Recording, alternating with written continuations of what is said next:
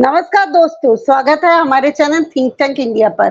Think tank India पर आज हम जिस टॉपिक पे बात करने जा रहे हैं, कल जो मोदी गवर्नमेंट के 3.0 का शपथ समारोह है, उसके बाद जो मिनिस्टर्स बनने वाले हैं, क्योंकि इस बार तो मोदी अकेले सरकार नहीं बना पाए, 63 सीट्स बीजेपी को कम मिले हैं।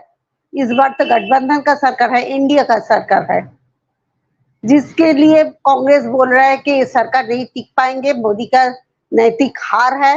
हालांकि कांग्रेस को सिर्फ 99 सीट्स मिले हैं और इंडिया अलायंस को बीजेपी के अकेले 240 से करीब 6 सीट कम मिले हैं। इस बारे में बात करने के लिए बहुत दिन बाद हमारे साथ शिवम भाई, मशहूर पॉलिटिकल एनालिस्ट शिवम चौधरी जी ज्वाइन कर रहे हैं। शिवम भाई, बहुत दिन बाद हमारे चैनल पे फिर से स्वागत है। धन्यवाद। Welcome to our channel. धन्यवाद जी। तो शिवम भाई, आप क्या बोलेंगे? जी,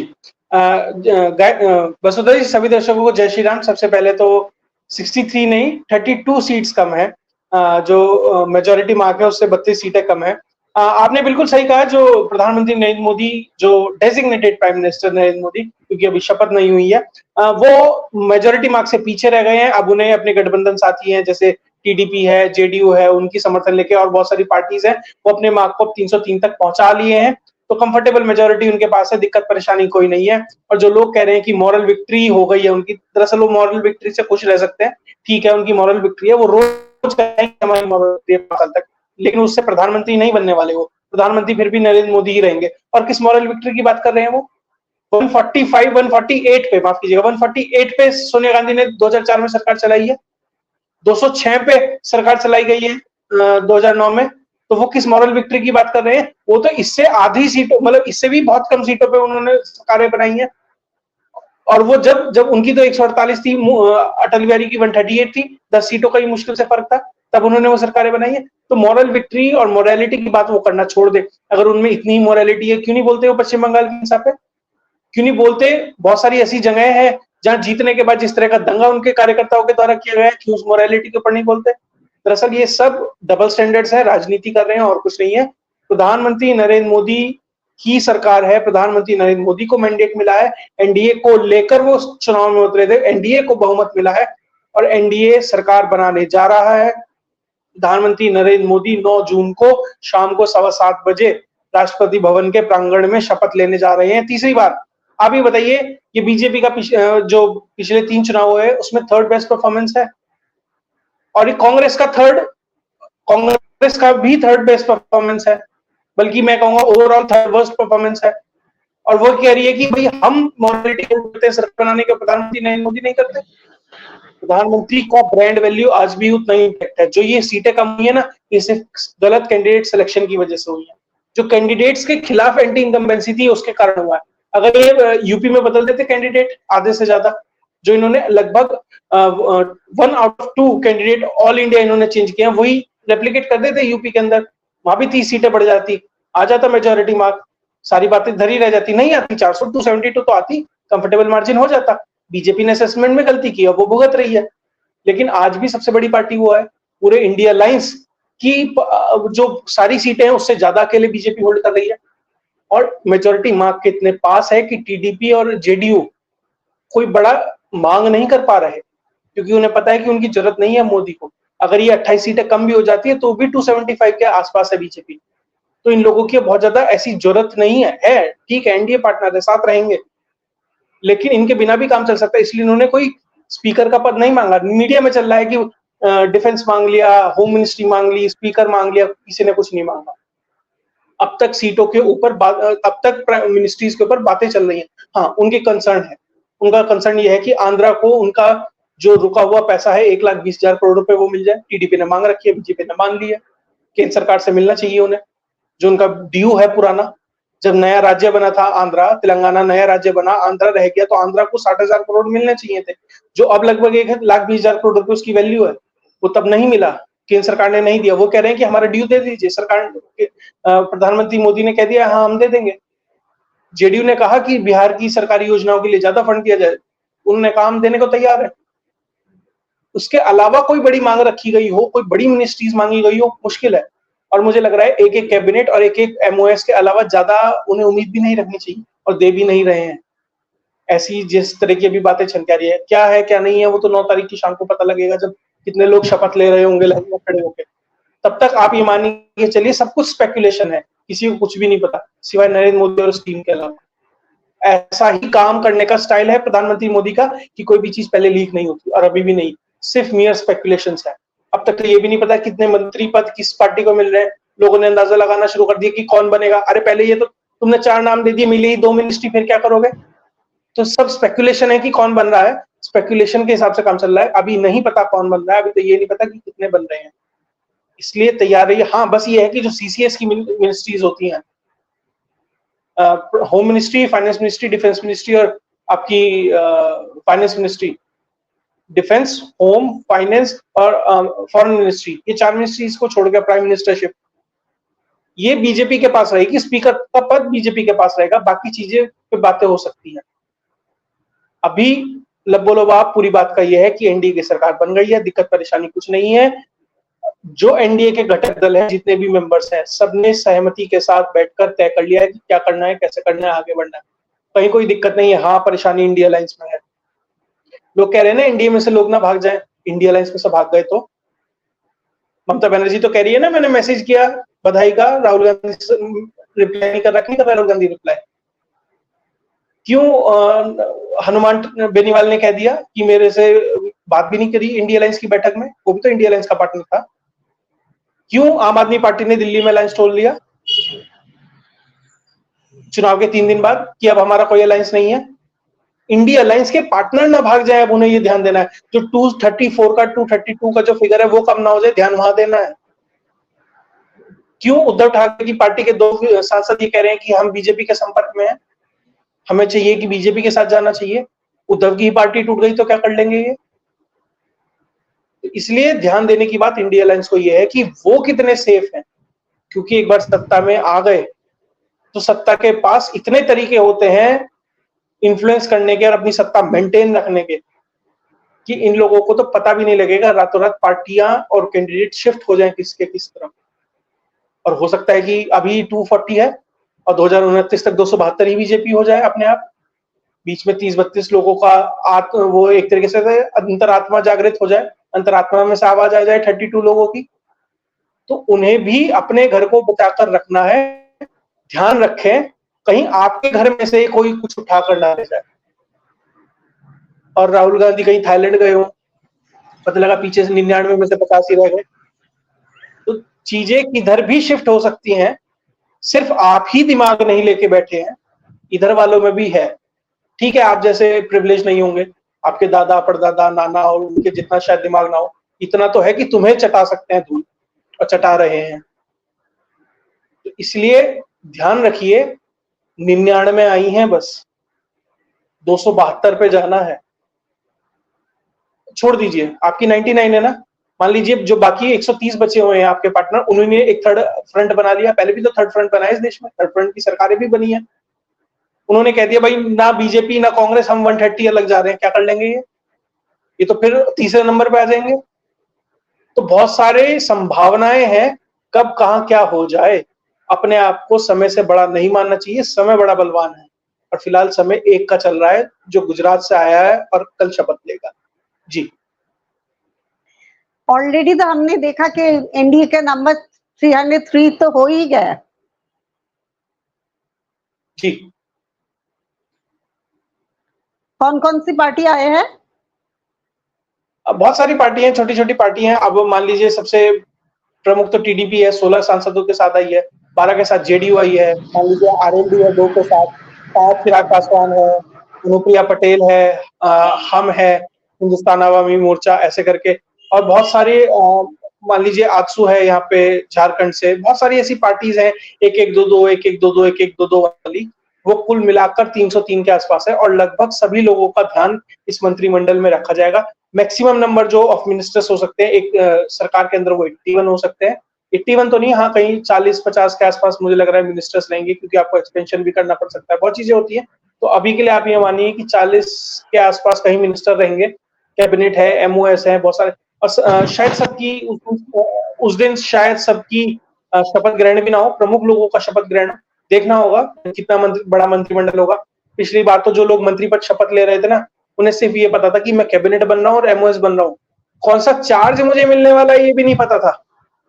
वो जो शपथ ग्रहण चल रहा था उन्हें ये भी नहीं पता था कि मैं मिनिस्टर तो बन रहा हूँ, मैं किस चीज का बन रहा हूँ ये भी नहीं पता था।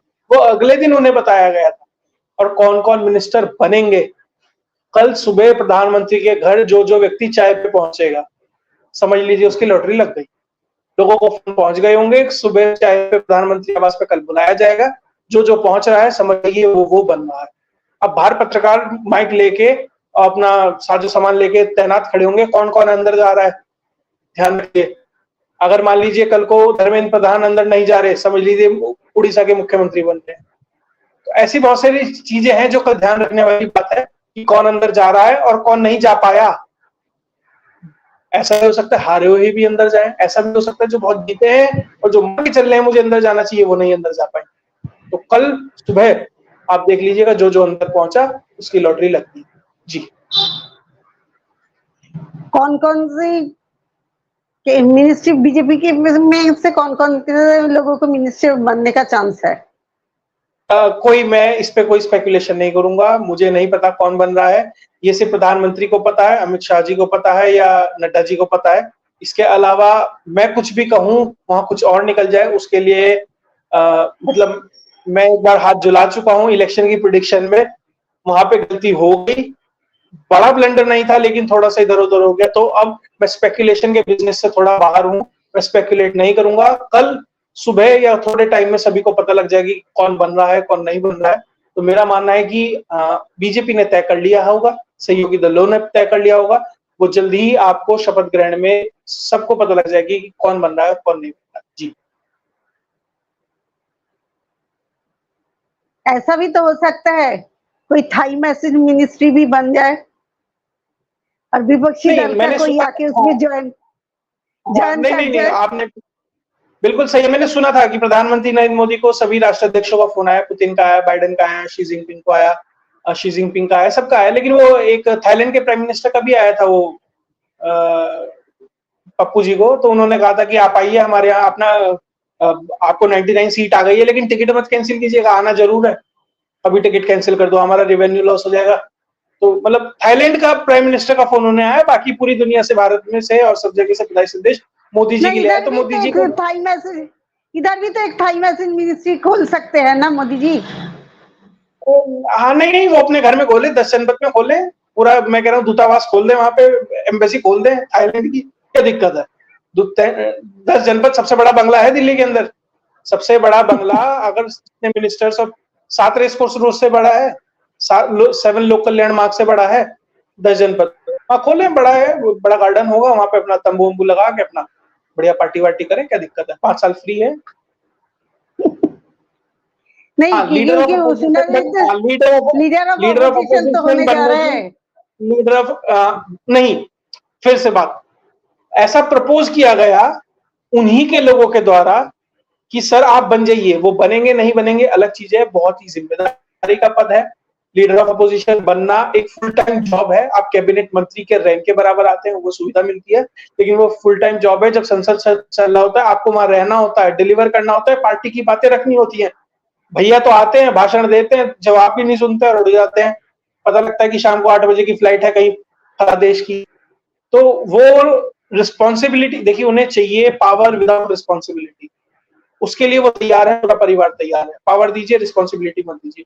नहीं ली ना सोनिया गांधी ने 2004 में, नहीं ली ना राहुल गांधी ने 2009 में, एक ही बार राष्ट्रीय अध्यक्ष बने थे ना, क्या हाल कराया 2019 में, उसके बाद कुछ लिया नहीं लिया, पुनः लेंगे।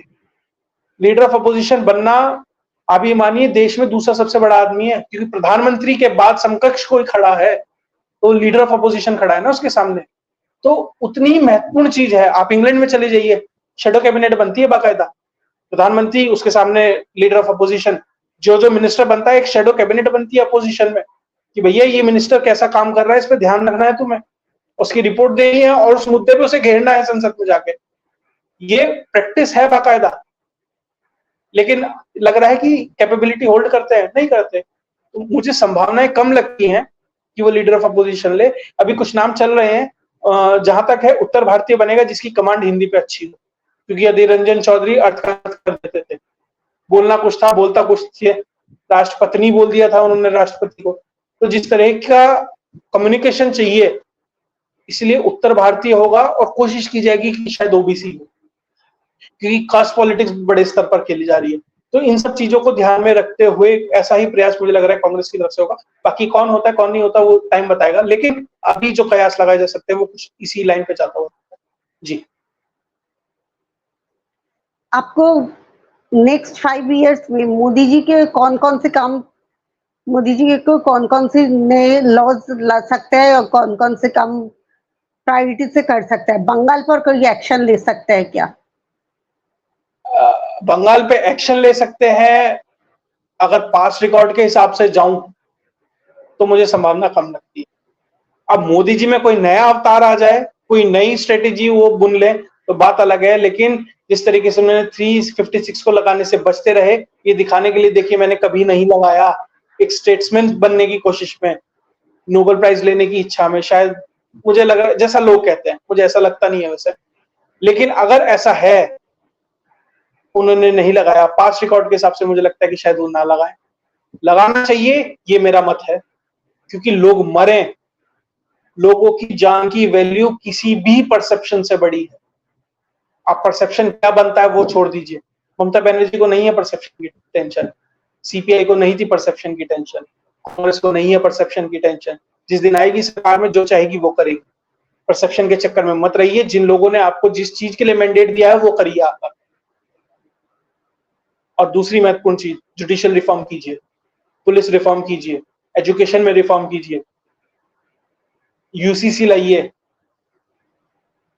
जनसंख्या बिल पे मैं सहमत नहीं हूं, मुझे नहीं लगता जनसंख्या नियंत्रण पे कोई बिल आना चाहिए, मैं पर्सनल मत है, उसके ऊपर अलग बहस हो सकती है, लेकिन ये सब चीजें बहुत जनसंख्या नियंत्रण नहीं होंगे तो किस तरह से डेमोग्राफी इंडिया का चेंज हो रहा है? बहुत सी स्टेटों में दिखा जा रहा है, जैसे बंगाल में तो बहुत अच्छी तरह से दिखा जा रहा है। इसका भी जवाब दे देता हूँ। सबसे पहली बात तो जो बर्थ रेट है वो हिंदू हो, मुसलमान हो, सिख हो, ईसाई हो, अक्रॉस द रिलीजन सबकी कम हो रही है। हाँ, मुसलमानों की अभी भी हिंदुओं से ज्यादा है। अब जनसंख्या पे बिल लाएंगे, क्या बिल लाएंगे कि भैया अगर तुमने इतने से ज्यादा बच्चे ज्यादा किए तुम्हें सरकारी नौकरी नहीं मिलेगी। वो तो सरकारी नौकरी नहीं ढूंढ रहे, हिंदू ढूंढ रहा है ना। हिंदू उसकी वजह से बच्चे कम पैदा करना शुरू कर देगा। तुम कहोगे भाई तुम्हें अनाज नहीं मिलेगा, नहीं चाहिए उन्हें अनाज, हिंदुओं की गाय भैंस खोल के काम चला लेंगे, बाइक चोरी करके काम चला लेंगे।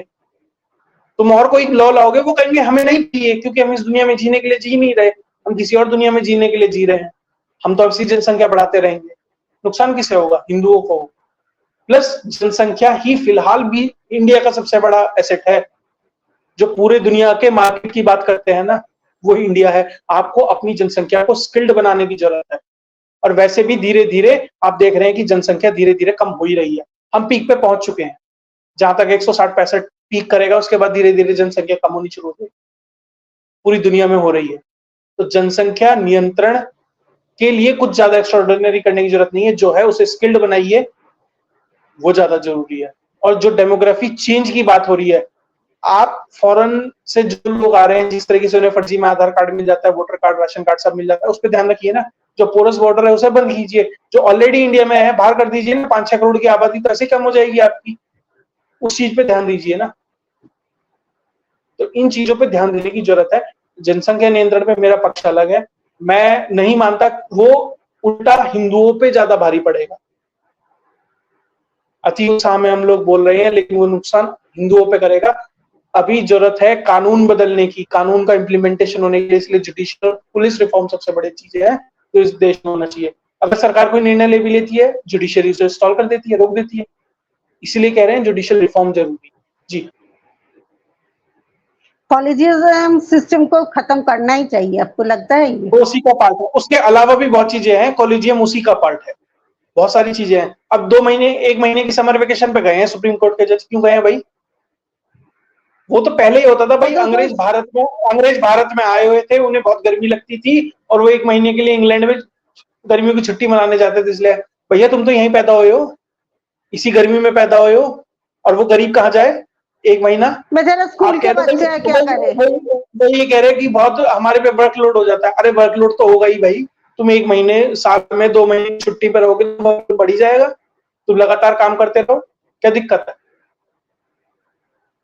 नहीं होगा वर्कलोड। और जी अभी तो सुप्रीम कोर्ट में भी एसी चलते हैं, विदाउट एसी का तो सुप्रीम कोर्ट नहीं है ना। सेंट्रलाइज्ड एसी है जी, घर, गाड़ी, बंगला, ऑफिस सारा सेंट्रलाइज्ड एसी है, क्या दिक्कत है?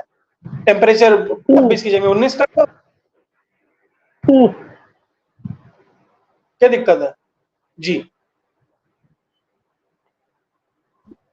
अच्छा, कुछ बात सुनाई दे रहा है कि उद्धव ठाकरे बहुत नाराज है इंडिया अलायंस से, क्या होने वाला है?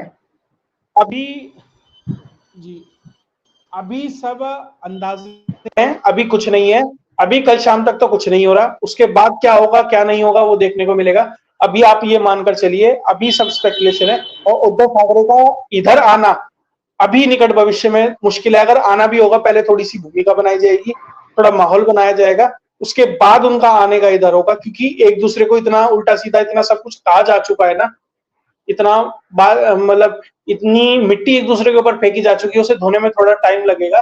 तो मुझे लग रहा है कि थोड़ा टाइम लगेगा, अगर वो इधर आना भी चाहते हैं तो, अगर आना चाहते हैं तो। मुझे पर्सनली ऐसे कोई संकेत नहीं लग रहे, मीडिया में चलने के लिए कोई खबर चले, लेकिन कभी अभी दोनों तरफ से कोई ऐसे संकेत नहीं आए हैं कि जिससे लगे कि शायद कोई इधर उधर आना चाह रहा है इन दोनों पार्टियों में।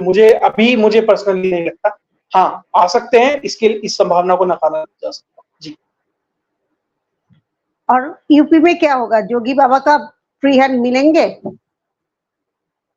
फिर से वही बात, दो पावर सेंटर के बीच में थोड़ा स्ट्रगल है, देखते हैं किसकी चलती है, और जो थर्ड पार्टनर है, मैं नाम नहीं लूंगा, वो किसके साइड जाकर खड़ा होता है, जो बड़े वाला पार्टनर है, तब पता लगेगा क्या होगा। हाँ, लेकिन कुछ ना कुछ गड़बड़ है जिसे सुधारने की जरूरत है ऑर्गेनाइजेशन को, वरना यूपी 2027 फिर 2029 ये या इससे बुरे रिजल्ट दे सकता है। तो दोनों को बैठकर चीजों को सुलझा लेना चाहिए। जनता तो यही चाहती है कि यही सरकार आए, डबल इंजन की सरकार आए। बाकी इंजन किस तरफ चलते हैं, एक दूसरे के विपरीत चलते हैं कि समान दिशा में चलते हैं, ये इंजन को तय करना है। जी शिवम भाई, आप हमारे चैनल पे आए, इतनी बेबाकी से बात की, उसके लिए आपको शुक्रिया। फिर से धन्यवाद। सरकार बन जाए उसके बाद क्या होते हैं उस बारे में डिस्कस करने के लिए शिवम भाई आपको फिर से हमारे चैनल पे आना होगा। और दर्शक देखते रहिए think tank India. Please share, subscribe, like and comment on our channel. नमस्कार।